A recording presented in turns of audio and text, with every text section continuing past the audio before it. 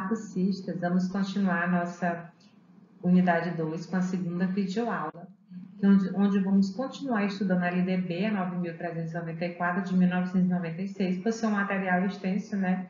A gente dividiu em 2 vídeos, tá bom? Então, o título 5 vai tratar dos níveis e das modalidades de educação e ensino. Nós vamos nos deter aos níveis de educação, porque as modalidades, como eu falei no vídeo passado, né, que é educação de jovens e adultos, educação profissional tecnológica, educação especial, vocês vão ver em disciplinas específicas do curso, né, e vão destacar sobre a lei, diretrizes e bases dessas disciplinas. Nós vamos tratar aqui dos níveis. O que vocês têm que entender e não podem esquecer, né, é que como é composto os níveis escolares no Brasil. Né? Então, no Brasil, a educação escolar ela é dividida em duas, educação básica e educação superior. Sendo que a educação básica ela é formada pela educação infantil, fundamental e médio. Então, a educação escolar, educação básica e superior. A educação básica, ensino infantil, ensino fundamental e ensino médio. Não esqueçam. A educação básica tem como finalidade desenvolver o educando, assegurando uma formação comum, que é indispensável para o exercício da cidadania e fornecer meio para progredir no trabalho e estudo posterior. A educação básica é infantil, fundamental e médio. Então, após o ensino médio, ele pode progredir no trabalho, né? Ou ele pode ir para o estudo posterior, que no caso é o ensino superior. Tá certo? Então, a educação básica, a gente vai compreender aqui a finalidade dela, se observar, para não esquecer e não confundir com superior, é porque eu estou falando de preparar para a cidadania, eu estou preparando de fornecer meio para o trabalho, né, de progredir, e também de fornecer meios para progredir no estudo superior, né, posterior, que no caso é o ensino superior. O artigo 23 diz que a educação básica pode se organizar em séries anuais, em períodos semestrais, em ciclos, alternância regular de períodos de estudos, grupos não seriados, com base na idade, na competência ou também em outros critérios, né, em diferentes formas de organização, onde a gente vai ver nas nossas escolas mais essa divisão aqui, em séries, né, e semestres. E nas universidades também a gente vê períodos e semestres, não é isso? O artigo 24 vai colocar assim, que a educação básica nos níveis fundamentais e médios, ela vai ser organizada da seguinte forma, com as seguintes regras. Primeiro, é uma carga horária mínima anual, que vocês não podem esquecer, que ela é de 800 horas para o ensino fundamental e também para o ensino médio, e distribuídos em no mínimo 200 dias de efetivo trabalho escolar, excluído o tempo reservado aos exames finais. Então, a carga horária mínima anual no Brasil, né, conforme a LDB de 96, para o ensino fundamental e médio, é que o currículo escolar deve ter, no mínimo, de 800 horas, né, para o ensino fundamental, né, aqui diz, e para o ensino médio também, distribuído em, no mínimo, 200 dias letivos dentro daquele ano, mas excluído o tempo reservado aos exames finais. Diz também que a classificação em qualquer série ou etapa, exceto a primeira, vai ser feita como, que a gente vai falar agora. Pode ser feita por promoção, para alunos que cursam com aproveitamento a série ou fase anterior, que é quando ele vai aprovar de uma série para outra. Pode ser também por transferência, quando ele vem de uma escola para outra. E pode ser também mediante, né, a escolarização anterior, fazendo uma avaliação pela própria escola, para ver o desempenho do candidato, né, permitindo a inscrição dele numa série seguinte. A gente vai ter, por exemplo, muito acontecendo nessa fase quando a criança veio de uma escola para outra e perdeu os documentos, passou por uma enchente, passou por um incêndio na casa, não tem documentação na escola, né, veio de um lugar muito longe, então a escola pode fazer essa avaliação e definir o grau de desenvolvimento daquele candidato àquela escola e matriculá-lo em uma turma. Diz também que nos estabelecimentos que adotam a progressão regular por série, o regimento escolar pode admitir formas de progressão parcial, desde que preservada a sequência do currículo, observando as normas do ensino, que é fazer o regime de progressão parcial. Poderá também se organizar em classes ou turmas com alunos de séries distintas, com níveis equivalentes de adiantamento na matéria, para o ensino também de língua estrangeira, de arte ou de outros componentes curriculares. O tópico 5 vai falar de como deve ser a verificação do rendimento escolar. Destaca que a avaliação deve ser contínua e cumulativa do desempenho do aluno, com a prevalência dos aspectos qualitativos sobre os quantitativos e dos resultados ao longo do período sobre os eventuais provas finais, ou seja, a avaliação é contínua durante todo o processo e cumulativa, vai acumulando aquela nota, sendo que os aspectos qualitativos eles devem prevalecer sobre os quantitativos, tá bom? Deve haver ainda a possibilidade de aceleração de estudo para alunos que estão em atraso escolar, deve também ter a possibilidade de avançar, né, cursos e séries mediante uma verificação da aprendizagem se o candidato ao aluno, né, houver necessidade. Deve também ter o aproveitamento de estudo para pessoas que concluem com êxito e a obrigatoriedade do estudo de recuperação, né, de preferência paralelo ao período letivo para os casos de baixo rendimento escolar, a serem disciplinados pelas instituições de ensino, que, por exemplo, quando eu falo de uma recuperação paralela ao período, muitas escolas fazem bimestrais, né? Eu tenho a primeira prova mensal, a segunda bimestral, tiraram nota baixa, o aluno ficou com uma média inferior àquela média da escola e ele faz uma recuperação. O estudo de recuperação, depois de uma prova de recuperação, está na lei, é um direito de aluno fazer a recuperação. Sexto, o controle da frequência fica a cargo da escola, conforme o disposto no seu rendimento e nas formas dos respectivos sistemas de ensino, exigindo uma frequência mínima, que é de 75% do total de horas letivas para aprovação. Então, o aluno tem que ter uma frequência, né, superior, né, ele tem que ter uma frequência, né, a mínima, no caso, de 75%, tá bom? E 25% então seria de falta a partir daquela carga horária.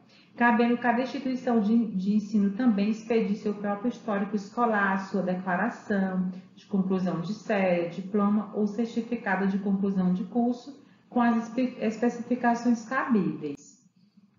O inciso primeiro vai dizer que a carga horária mínima anual de que trata esse caput, né, deve ser ampliada de forma progressiva, no ensino médio para 1.400 horas, devendo os sistemas de ensino oferecer no prazo de 5 anos, pelo menos 1.000 horas anuais de carga horária. Então, lá estava colocando 800 horas mínimas, mas ele vai acrescentar aqui nesse inciso que, dando no prazo de 5 anos, que foi 2017, então até 2022, que é esse ano, o prazo da gente fazer a extensão da ampliação dessa carga horária para o ensino médio. Os sistemas de ensino também disporão sobre a oferta de EJA, né, que é a educação de jovens e adultos, e do ensino noturno regular, que tem que se adequar às condições dos nossos alunos. Artigo 25. Será objetivo permanente das autoridades responsáveis alcançar uma relação adequada entre o número de alunos e o professor, a carga horária e as condições materiais de estabelecimento de ensino. Cabe ao respectivo sistema de ensino, à vista das condições disponíveis e de características regionais e locais, estabelecer parâmetros para atender o disposto desse artigo. Então, a gente pode ter escolas que têm classes superlotadas com muito alunos, outras com pouco alunos. Então, o que a lei coloca aqui é fazer uma relação adequada entre a quantidade de alunos e professores e a carga horária de cada um destes, né, dos professores, estabelecendo condições materiais, né, para o professor realizar o trabalho docente.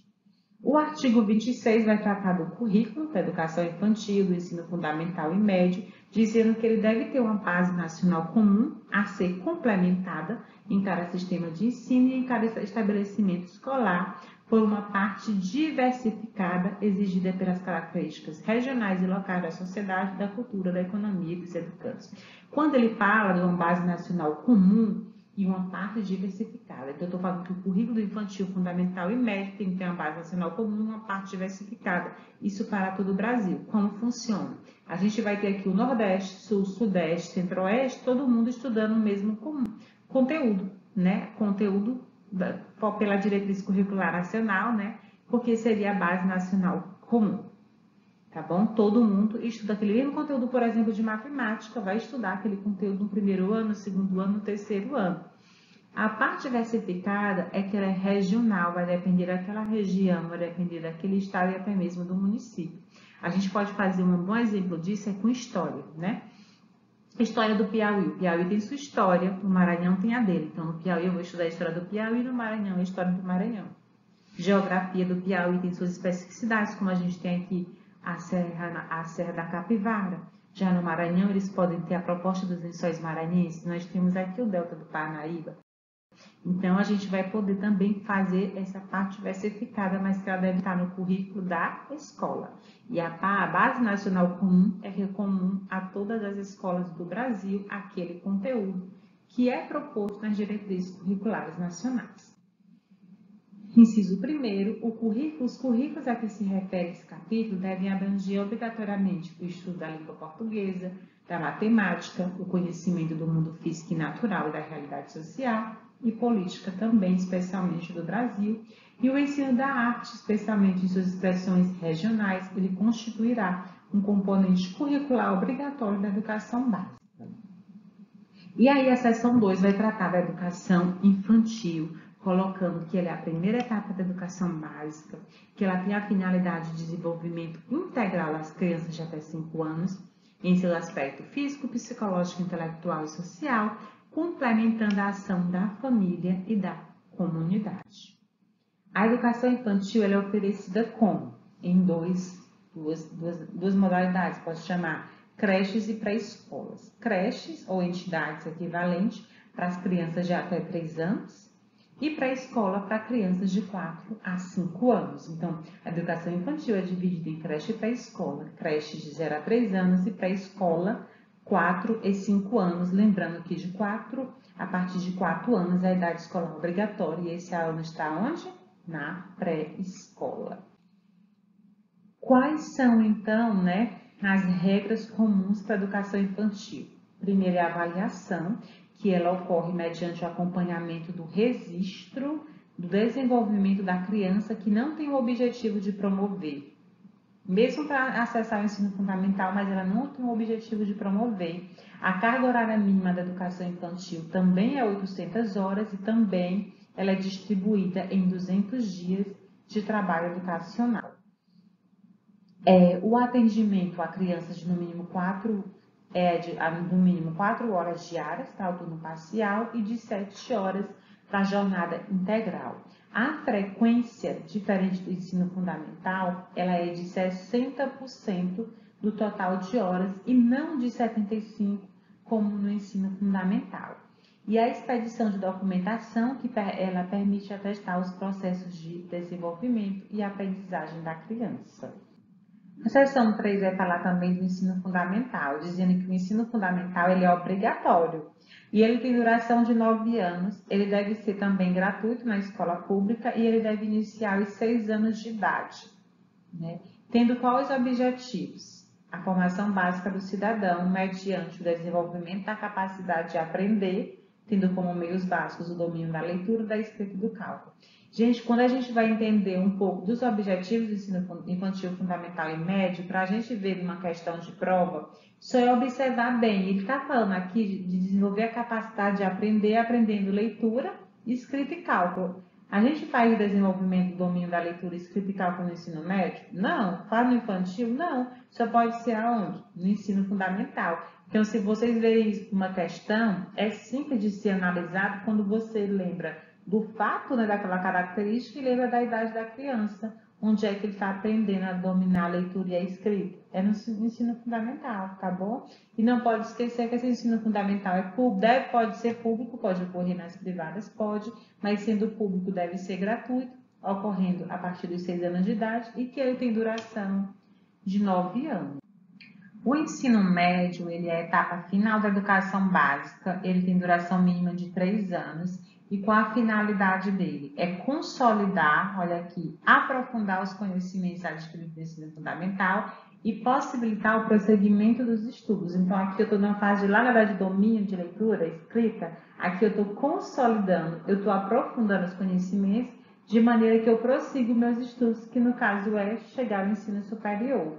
Ele pode ainda, nele deve haver ainda, a preparação básica para o trabalho, para a cidadania do educando, para continuar aprendendo de modo que ele seja capaz de se adaptar com flexibilidade a novas condições de ocupação ou aperfeiçoamento. A outra finalidade é o aprimoramento do educando como pessoa humana, incluindo a formação ética e o desenvolvimento da autonomia intelectual e do pensamento crítico. Outra finalidade do ensino médio é a compreensão dos fundamentos científicos e tecnológicos dos processos produtivos, relacionando teoria com prática do ensino, no ensino de cada disciplina.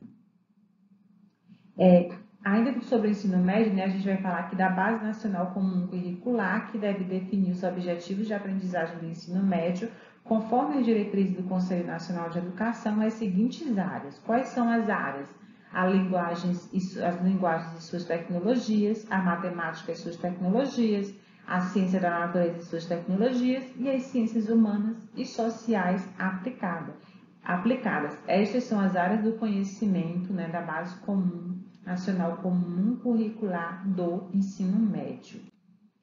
A parte diversificada do currículo, como a gente até já falou também, que trata o caput desse artigo, ela é definida em cada sistema de ensino, ela deve ser harmonizada à Base Nacional Comum Curricular e articulada com o contexto histórico, econômico, social, ambiental e curricular. Essa Base Comum Nacional Curricular, ela é referente ao ensino médio, ela vai incluir obrigatoriamente os estudos de práticas de educação física, de arte, de sociologia e filosofia. Terceiro, o ensino da língua portuguesa e da matemática, ele também vai ser obrigatório nos 3 anos do ensino médio, assegurando às comunidades indígenas a utilização da sua respectiva língua materna. E os currículos do ensino médio, eles irão incluir obrigatoriamente o estudo de língua inglesa e poderão ofertar uma outra língua estrangeira, em caráter optativo, tá certo? Essa segunda língua estrangeira é em caráter optativo, que será preferencialmente o espanhol, mas de acordo com a disponibilidade de oferta, de local e de horário definido pelo sistema de ensino. Então, a língua obrigatória é a língua inglesa, podendo haver uma outra de caráter optativo, que deve ser preferencialmente o espanhol.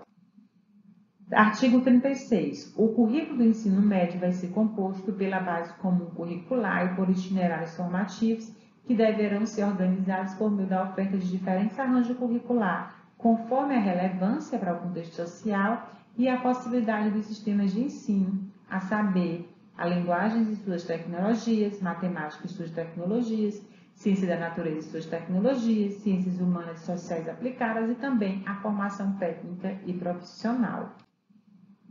O capítulo 4 vai falar e tratar do ensino superior, colocando as suas finalidades no artigo 43, onde uma das finalidades da educação superior é estimular a criação cultural e o desenvolvimento do espírito científico e do pensamento reflexivo, é também formar diplomados em diferentes áreas de conhecimento, aptos para a inserção em setores profissionais e para a participação no desenvolvimento da sociedade brasileira e colaborar na formação contínua. Também incentivar o trabalho de pesquisa e investigação científica, visando o desenvolvimento da ciência e da tecnologia, da criação e difusão da cultura e, desse modo, desenvolver o entendimento do homem e do meio em que ele vive.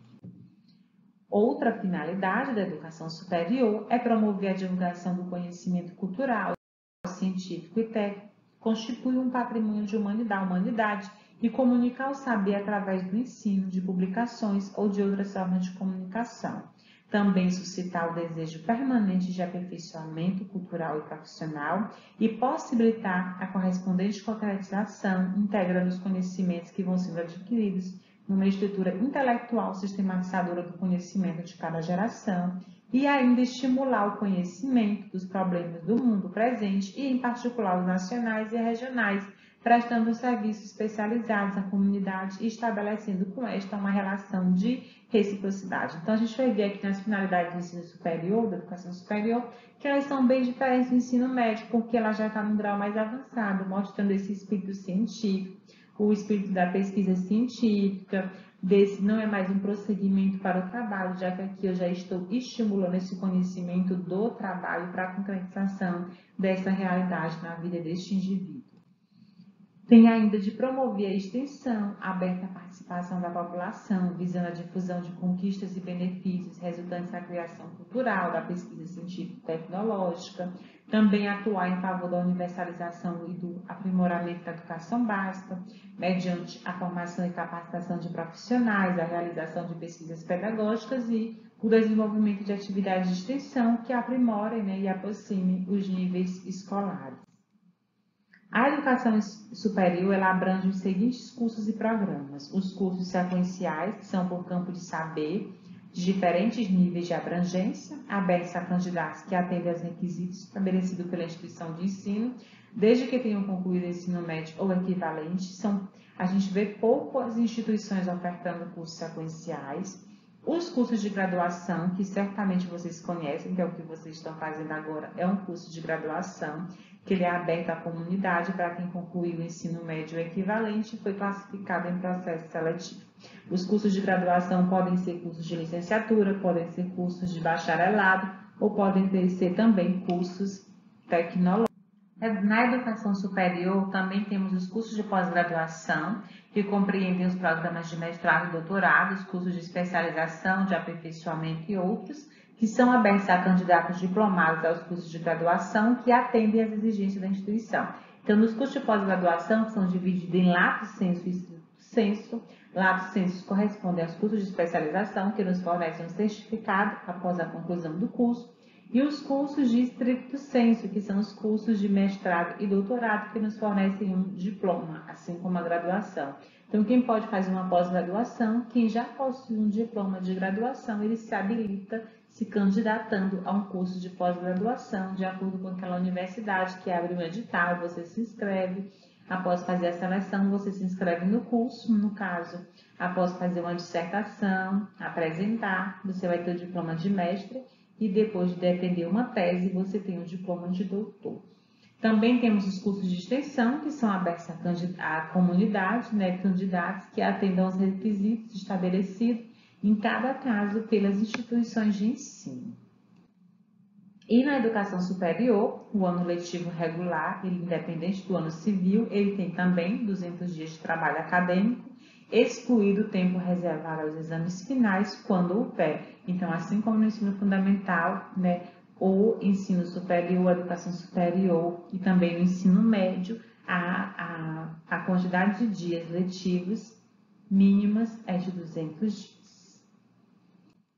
Então, a referência à nossa Lei de Diretriz e Base da Educação, espero que vocês se debrucem nela, né, leiam, voltem para os vídeos para poder relembrar e respondam ao nosso fórum. Obrigada pela atenção. Abraço a todos.